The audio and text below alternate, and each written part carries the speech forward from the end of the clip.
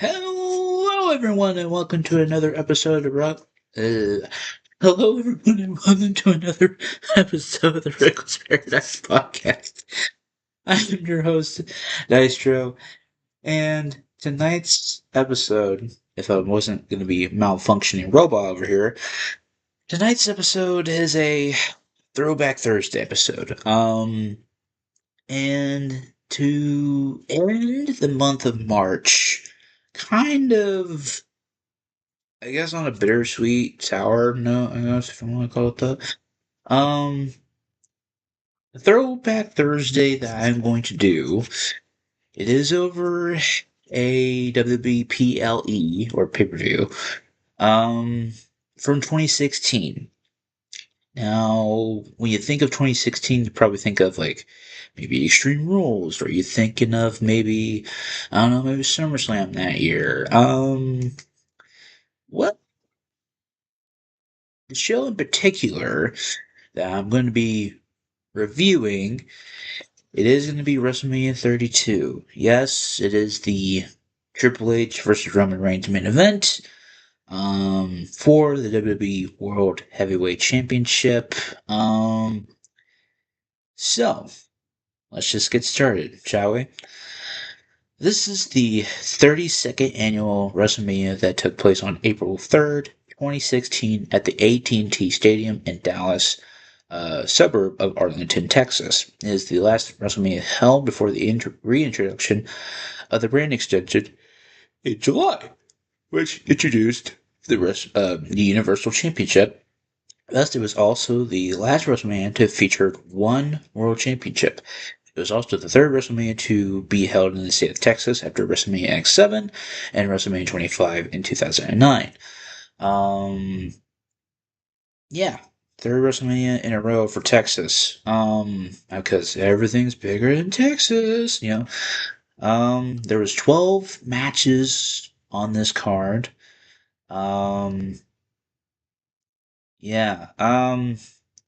So the way I'm going to do it is I'm going to go through all the matches on the card and then kind of in my own way, maybe try to rebook some of the matches on the card, I guess, if you want to call it that. Um because if I think about it, it wasn't the best WrestleMania of all time. There's probably a lot of different WrestleManias that have earned that distinction. Because, like, say, 25 and 26, for example, like, they're both good in their own way because of the talent that they had at the time on the card in 2009 and 2010. But then, you gotta think about both of those WrestleManias had Taker and Shawn Michaels on it. They had Taker and Shawn Michaels on the show on WrestleMania 32, but Taker was in a match against the Human Thumb, Shane McMahon, and Shawn Michaels super kicked Rusev. Yeah. So, the attendance for this show was 80,709. But Vince would have you believe it was 101,763 people. Yeah, so that wasn't really it. Okay.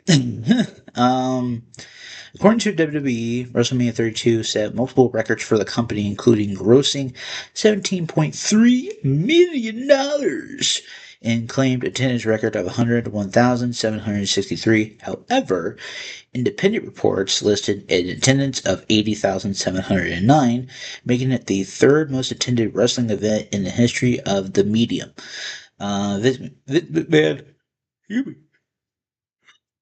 Vince McMahon later admitted that the attendance record wasn't 101,000 paid.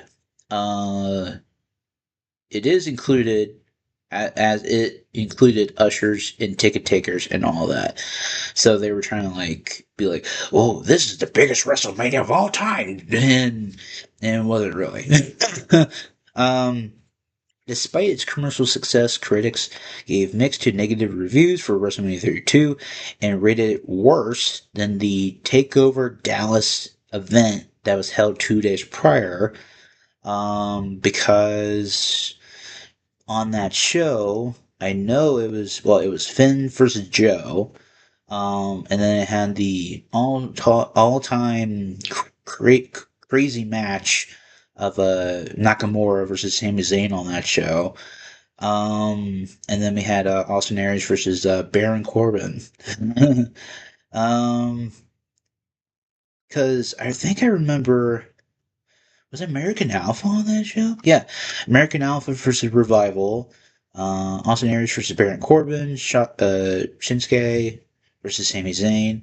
Asuka versus Bailey, and then Finn Balor versus Joe on that show. So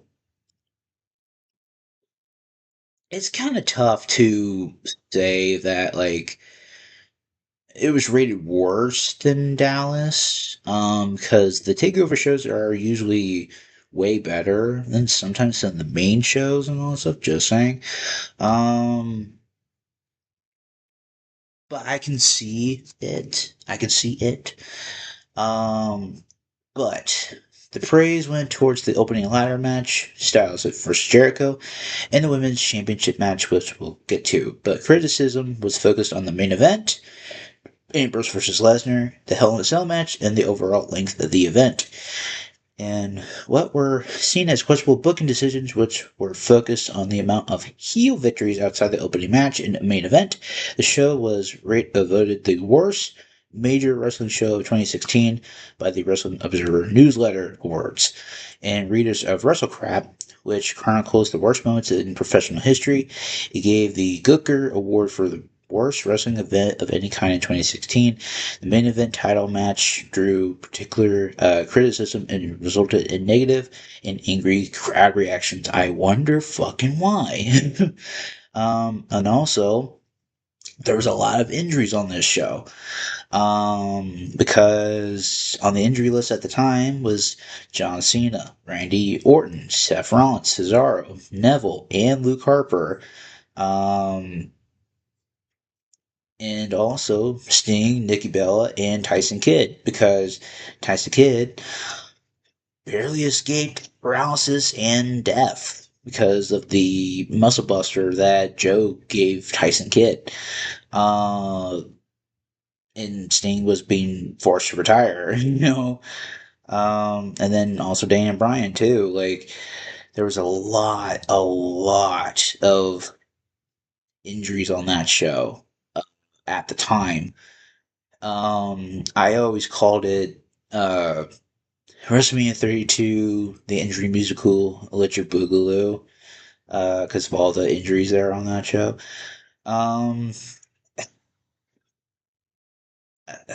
it's just crazy, you know.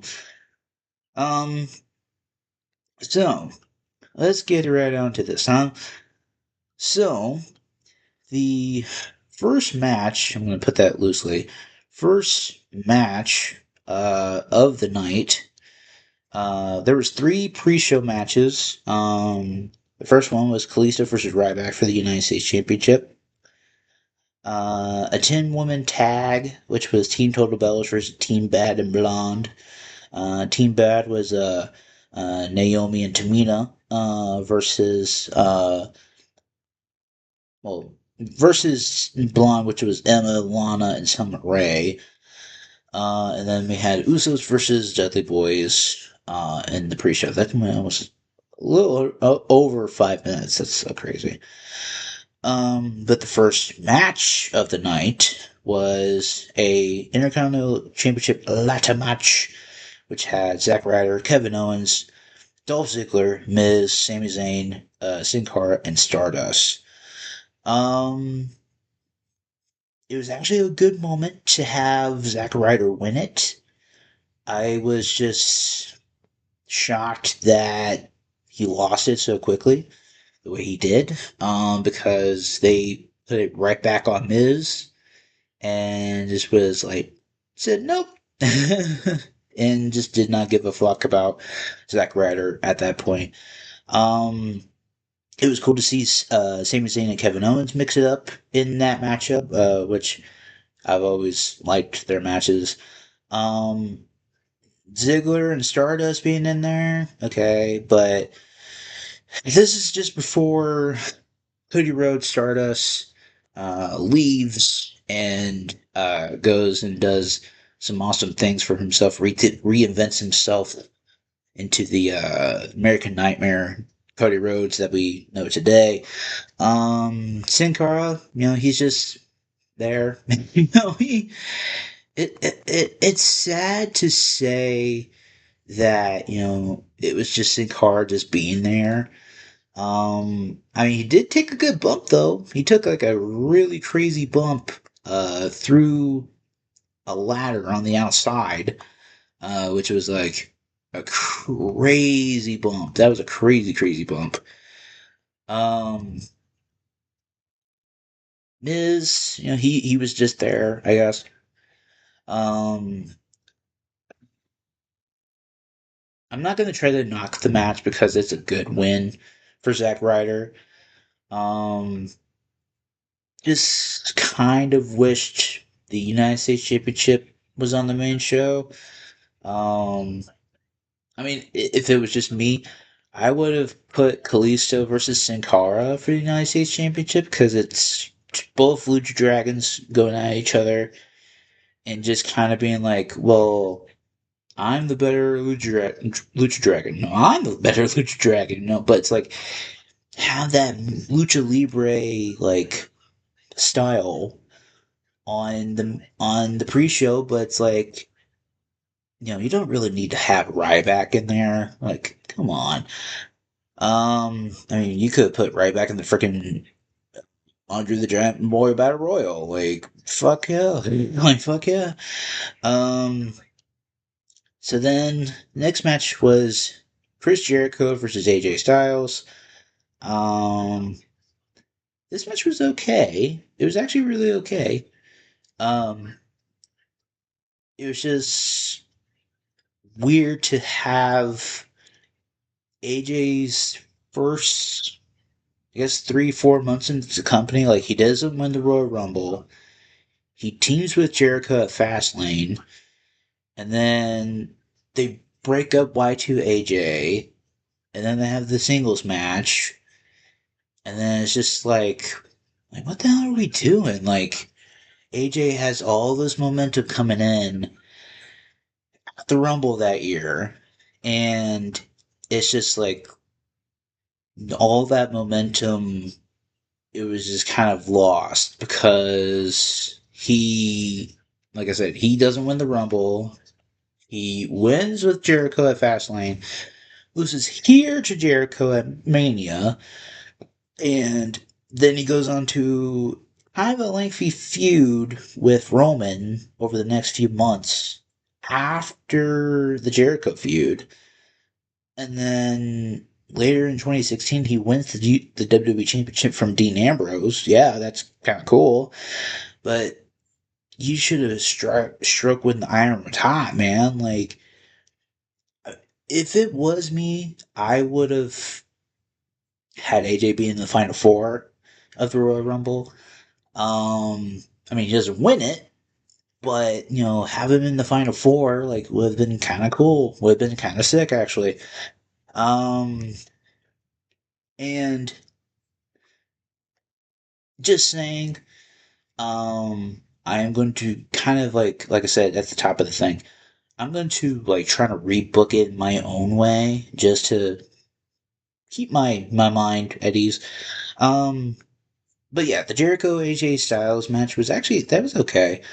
A six-man tag with League of Nations, which was Alberto Del Rio, Rusev, and Sheamus, with King Barrett versus New Day. I mean, what is there not to say about League of Nations? Um, it was a stupid, useless group. To have it was basically a WWE version of the World Elite, if you remember that from TNA back in the day. Um, and it's funny because yeah, Alberto Del Rio is from Mexico, Rusev is from Bulgaria, Sheamus is from Ireland, and then you have Barrett who's from England. If you had a League of Nations, you would have had more than four people. But at this point in their career, Alberto wasn't really doing anything.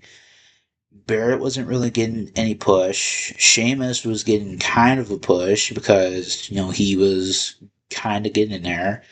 And Rusev, well, like, mainly the two people that got basically anything out of that fucking group was Rusev and Sheamus. That was it. Um, and then I mean, the most epic thing of that whole ordeal, was the big, huge cereal box of Bootios that the New Day came out of. That was actually kind of cool. Um, it was fine, I guess. It was like a fine match for what it was. But the saving grace for that was when Mick Foley, Shawn Michaels, and Stone Cold came out, and they just whooped everybody's ass. Um, I mean, if it was just like a basic tag team match with Rusev and Sheamus versus like Biggie and Xavier Woods or something, that's different. Um, I mean, they all got a WrestleMania payday. I mean, it doesn't matter. Now, the next match is gonna be kind of interesting. We have Brock Lesnar versus Dean Ambrose in a no holds barred street fight. First off, I don't know why Dean Ambrose had to be roped into a Brock Lesnar feud.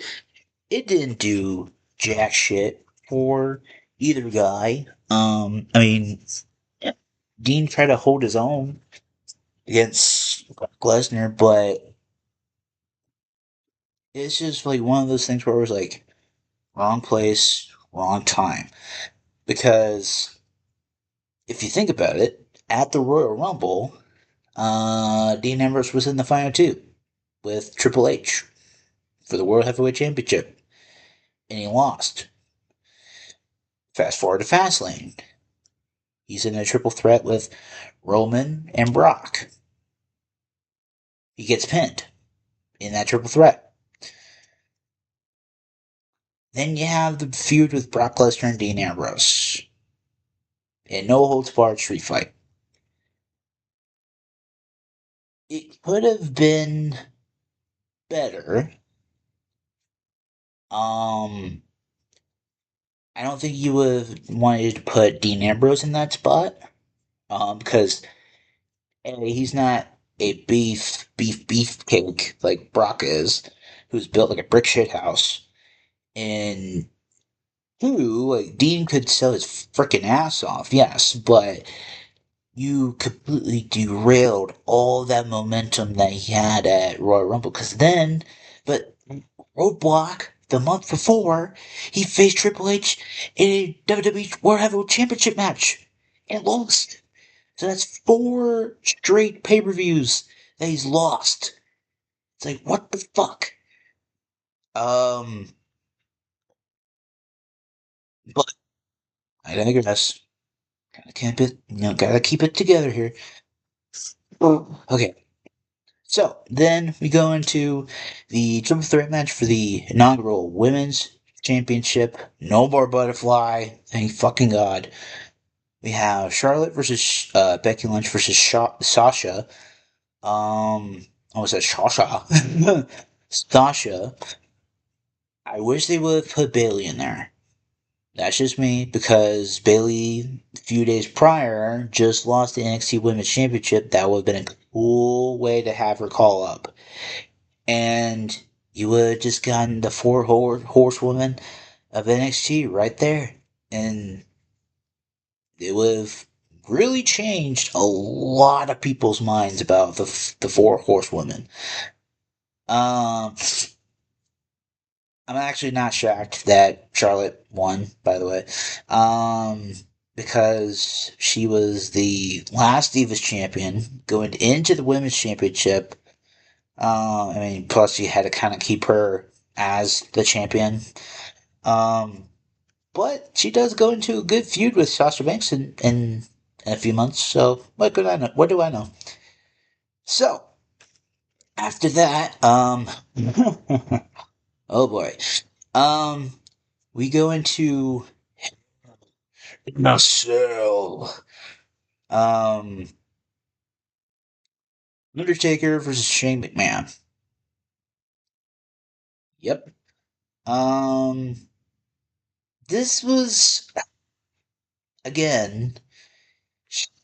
Why do you ask Shane McMahon facing Undertaker in Hell in a Cell? I mean, there was no doubt in anybody's mind that Taker was going to lose to Shane McMahon. However, what would have been way better if it was freaking Finn Balor versus Undertaker. Demon Finn Balor on a main stage like WrestleMania. Like like I said about the takeover thing. Finn Balor defended against Samoa Joe, but if you just reversed it, Joe beats Finn, goes on a huge run with the NXT Championship. Boom, ban not factor. You have your NXT champion for the next 6-7 months right there. You have Balor being called up. You have Bailey being called up. You have NXT call ups in the Andre the Giant Memorial Battle Royal. Um, Undertaker versus Demon Finn Balor. Not gonna lie, that would have been crazy because you have the veteran in the Undertaker, but then you also have the young demon in Finn Balor kind of be like, hey, like, like, I know you're the dead man, but I'm coming for your soul, Um, and plus, Shane and Taker didn't have to go 30 minutes in Hell in a Cell. I'm sorry, but like, if you cut that match in half, it would have been way better. Because it would have saved us from, a lot of things. So then we go into the Under the Giant Memorial Battle Royal, which was won by Baron Corbin, who was another call up, because Sammy was a call up, Baron was a call up.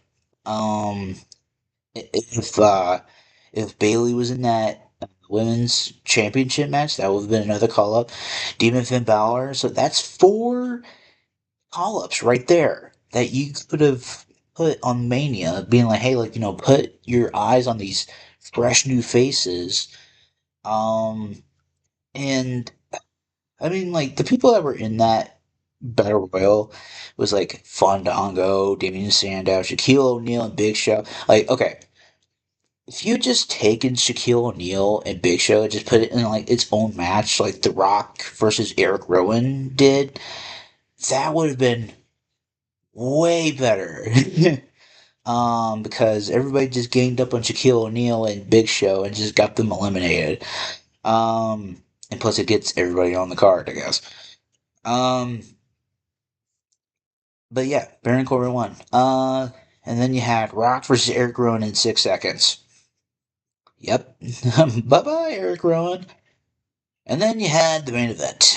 Oh boy. So you have Roman Reigns versus Triple H for the WWE World Heavyweight Championship. Okay. So, if this was me, if I was rebooking it, here's the thing. I would have maybe done two pre-show matches. That's just me. I would have done maybe like if I was given the book,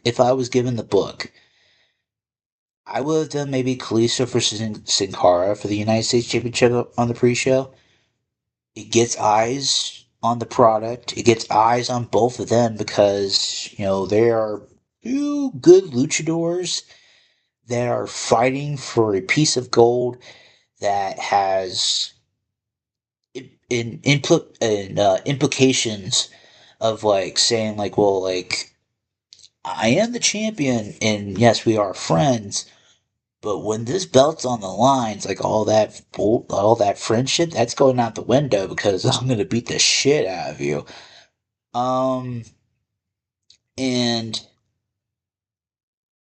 like I would have given that like some time. I would have given that maybe like 2 out of 3 falls. It would have given some people like time to like watch that match, maybe get like some snacks or something. Like I would have taken the time that was like from the 10 women tag, like some time off of that and given it to the Kalisa versus Sin Cara match. Um, I mean the 10 women tag. I mean, I guess that's okay, but it's like I would have just given that like the 5 minutes and 18 seconds that the Dudley Boys and Usos had. Um, so where do we go from the opening matchup here? So we have Intercontinental Championship match. Maybe I would have probably done the exact same thing, but I would have just removed like I would have taken Sin Cara out of that match and put it with Kalisto, obviously. So you had Zack Ryder, Kevin Owens, Ziggler, Miz, Sami Zayn, and Stardust. 6-man ladder match to open the show. Hey, that's perfect. Um, Jericho versus Styles. I would have made that maybe a submission match. You would have it would have still be same kind of outcome, but I would have given AJ the win over Jericho because Jericho doesn't really need the win. AJ puts over the calf crusher as a good killer kind of move, and like I'm sorry, like who wouldn't want to see a submission match between two submission specialists? Um, Now here's the thing we get with the League of Nations and New Day thing. I think at this current point in 2016, New Day were the tag team champions. Yes. So I would have taken Usos and Dudley Boys and added it to the League of Nations and New Day thing, make it a TLC match, Fatal 4-Way TLC. Like, hello. um, and I think the team that I would have done for League of Nations would have been Rusev and Sheamus. I mean, Alberto can probably interfere, but gets a 3D through the table.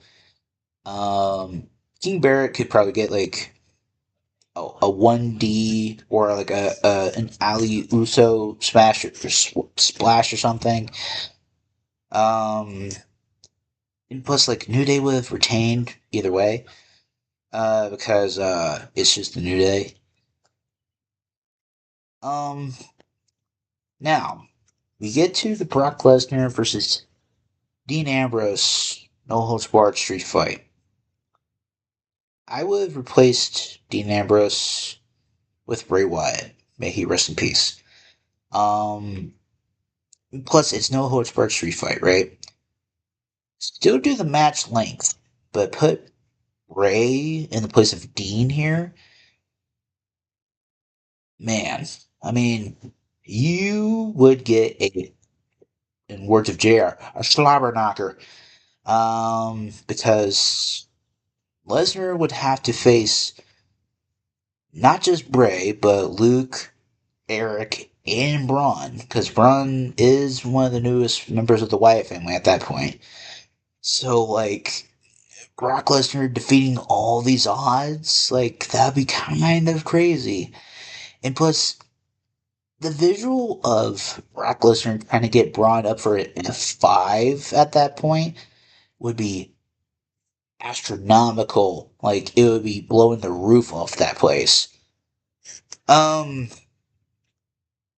I mean, that would have been so good. It would have been so good. And plus, Paul Heyman and Bray Wyatt, like, talking back and forth with the promos and all that stuff. I mean, like, Heyman helping Bray construct all of his promos and all that stuff would be kind of crazy because Heyman is actually a good promo guy. Like he helps sell fights. He helps sells the fights that we want to see. Um, and I mean, Lesnar versus Bray, like, well, it's good. Um, and then we go into the women's title match here. I would have put Charlotte, Becky, Sasha, and Bailey for Horsewomen of NXT fighting for a WWE Championship. Keep the match length, like I said. That would have been crazy. That would have been cool. Um, I would do Taker versus Finn Balor, Demon Finn Balor, but not in Hell in a Cell. I would have just done Taker versus Demon Finn Balor. 15 minutes would have been crazy good magic. I mean, Taker's probably going to win, but gives some shine to Demon Finn Balor because, like, like he kicks out maybe one or two tombstones, and it's like, what the hell am I going to have to do to defeat this demon? And then it's like that final tombstone pile driver that puts him away for good. Um, and it would make Finn Balor look like an unstoppable monster because Taker's this wily vet, like he's kind of slowing down a little bit, but he's still got some fuel in the tank to give this young NXT superstar all he's got and all that stuff. And plus, like Finn Balor at this point in NXT was killing it on all cylinders. I mean, plus when he came back to NXT a few years ago was actually kind of cool. Uh, the Andre the Giant Memorial Battle Royal. I would probably put that on the pre-show, to be honest with you. Because nobody really wants to see that. Um, but here's the one thing I would do. I would say. I would have maybe done a Shaquille O'Neal versus Big Show thing. Like I would have done that. Like maybe like the match after Taker and Finn kind of cooled the crowd down a little bit. But maybe like Heath Slater comes out and he's like, oh, "Hey, look at here, big man! I'm gonna take care of it for you," and all that. And then like Big Show like hits Heath Slater with the WMD and he pins him in like 6 seconds, and it gives a good payday for Big Show, but kind of leads something with Shaquille O'Neal and Big Show down the line or something. Um, it would be actually kind of crazy if they actually did that. Um, but then we get to the main event. Okay. Earlier in the year, in 2016, this is where I would have probably put Dean Ambrose winning the Royal Rumble that year. Because if you have followed his career after the breakup of the Shield and all stuff, like he was always the bridesmaid but never the bride. And he had a very, very good feud with Seth Rollins in 2014 going into 2015. He was this close to winning the WWE Championship from Roman at Survivor Series in 2015. But then you have the chance to kind of write history with it and kind of being like, okay, we've put you through all this bullshit for so long, and we're gonna give it to you now. And plus, I would have loved to see Dean Ambrose fight for the WWE Championship and actually defeat the very sole person that legit, like, made his life kind of a living hell after the breakup of the Shield. Like, because if you think about it, Dean Ambrose was anti-authority, and Triple H was the anti or the authority guy. So, kind of, you know, fighting the authority, and I mean, plus Dean Ambrose having his moment in the sun, winning the WWE World Heavyweight Championship on the biggest fucking stage of them all, WrestleMania, in front of 80,000 plus people. That would have been kind of sick. Not gonna lie, that would have been actually kind of sick. Um, Sad we don't get that for another few more months, but it's like I had said, he was the final two in the Rumble that year, didn't win. He was at Fastlane, and he faced Roman and Brock in a triple threat to find out who would win and face Triple H in the main event of WrestleMania. Roman wins, pinning Dean Ambrose, and then Dean Ambrose gets a title shot anyway at Roadblock in March, but then Triple H beats him again. And then he goes into a feud with Brock Lesnar, doesn't win. Goes into a feud with Chris Jericho. He wins that one, but then, like, he wins Money in the Bank and cashes it in later that night, wherein, we could have gotten it, like, months earlier. It was in maybe May or June of 2016 when we got what we wanted. So it's like so fucking frustrating. Um, but I've had the idea of like Dean Ambrose as the world heavyweight champion. I would say hold on to it until like when he loses it to AJ at Backlash that year. Um, because like it would have been a crazy story. It would have been a crazy thing because like if you think about it, like uh, like Dean Ambrose like winning the title at Mania, holding it till let's see, this it was like what Backlash of that year. Let's see here, Backlash. Let's see, I think that was September. Yeah, so from April to September, that was so it'd be April, no May, June, July, August, September. So like good 5 months, a good 5 months, and AJ beats him for it. That's a good 5 months of him as world heavyweight champion. But I mean, yes, we never get to see it again. But man, it would have been crazy good. Like it would be some good feuds within that time too. Um, I mean, if you want to call back to it, maybe him versus Bray, like that would be actually kind of good. Because I mean, shit, even him versus AJ, like we would get AJ at Backlash that year, but like having Roman win again, and it just people just did not want to see Roman win. Nobody really wanted to see Roman Reigns win again because of the Roman Reigns syndrome experiment.